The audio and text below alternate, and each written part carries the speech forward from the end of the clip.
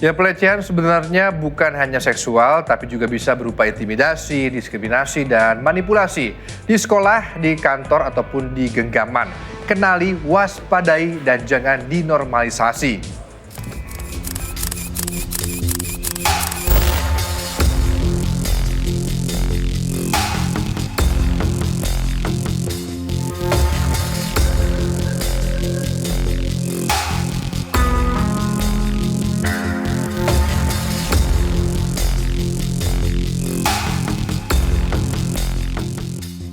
Faktanya pelecehan masih banyak terjadi, disadari ataupun tidak disadari, pun tidak sedikit yang mengalami dan bisa jadi dialami sendiri. Faktanya pula tidak sedikit warga belum mengetahui jenis, dampak, juga aturan hukum termasuk yang bisa menjerat pelaku. Kalau mendengar kata pelecehan, pastinya akan tertuju pada pelecehan seksual. Padahal, pelecehan bukan hanya seksualitas. Pelecehan seksual adalah salah satu bentuk dari pelecehan itu sendiri. Lebih dalam lagi, pelecehan punya makna yang lebih luas. Ini siapa ya? Kamu siapa sih teleponin aku terus? Pelecehan berarti tindakan yang merendahkan, menghina, ataupun mempermalukan seorang. Perbuatan ini mengakibatkan malu, tersinggung, atau tidak nyaman, hingga berdampak pada tubuh. Ada berbagai macam, mulai verbal dengan ucapan yang menyakitkan atau merendahkan, fisik melalui kontak tubuh yang tidak diinginkan, yang juga merebak pelecehan online atau cyber harassment, seperti komentar merendahkan, penyebaran informasi pribadi, hingga mempermalukan pihak lain di dunia maya.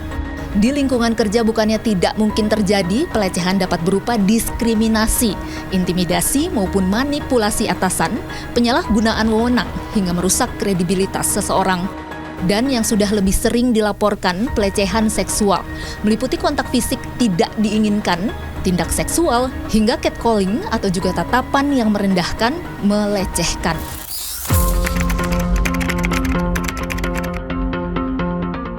Banyak sih, kayak misalnya nih kalau di kantor, kayak misalnya dia ngerendahin pendidikan nih, misalnya kebetulan ada dalam media sosial ya, mengenai perkataan-perkataan yang kurang mengenakan. Kalau misalkan sekarang aku kayak sering di catcalling kalau misalkan pulang sekolah sama orang-orang di pinggir jalan. Waktu itu aku juga pernah dibully fisik juga. Aku pernah pas pulang sekolah dijegat sama temanku cowok.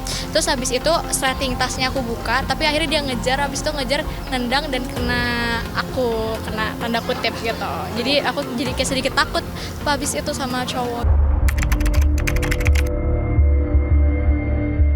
Kalau misalnya kita ngerasa tindakan itu nggak pantas untuk kita, atau tindakan itu menjelekkan kita atau merendahkan kita, kita harus tegas, harus berani untuk lapor. Kalau merugikan diri sendiri ya kita harus berani speak up, harus laporin sih.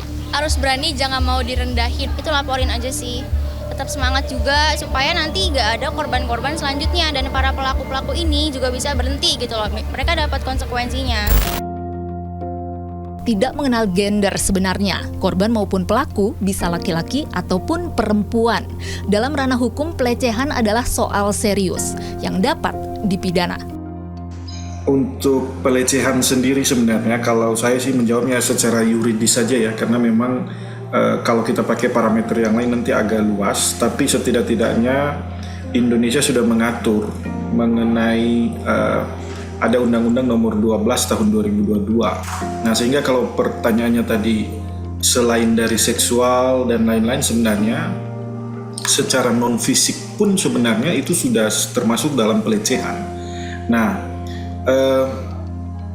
namun memang persoalan kemudian dalam ranah penegakan hukum yaitu pembuktian.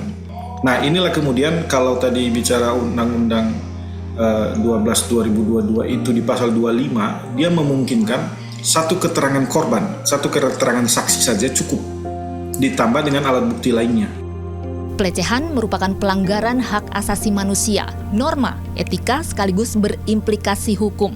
Untuk itu korban harus didukung berani bersuara, masyarakat dituntut peduli, dan stop normalisasi setiap bentuk pelecehan. Jadi ingat ya warga 62, segala macam bentuk pelecehan adalah pelanggaran yang bisa dipidanakan. Makanya tetap hati-hati menjaga lisan dan juga perbuatan serta tingkah laku kita. Husnul Khotimah, Agung Maulana melaporkan.